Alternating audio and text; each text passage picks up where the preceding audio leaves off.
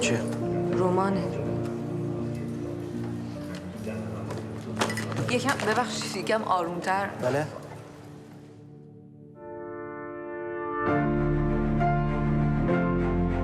Great books are supposed to make you feel uneasy and make you question what you take for granted.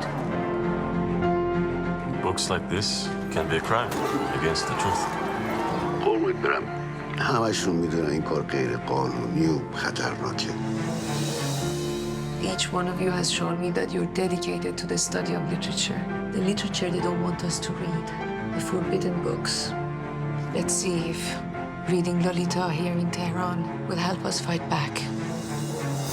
من اختیار دارم جلوی هر خانومی که بدون حجاب وارد میشه رو بگیرم. فکر می‌کردی همچین اتفاقی بیفته؟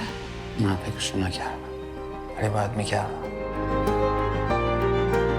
Here, we're all together. It isn't simple, is it? من نمیخوام تو رو از دست بدم. مواظب خودت باش.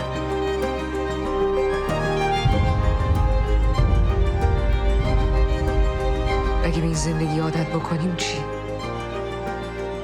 با اعتراف به خودم خیانت کردم، به هممون خیانت کردم.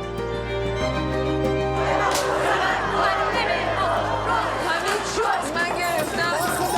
همین چیو گرفتن از من. هیچ کس غیر از تو نمیتونه داستان تو تعریف کنه.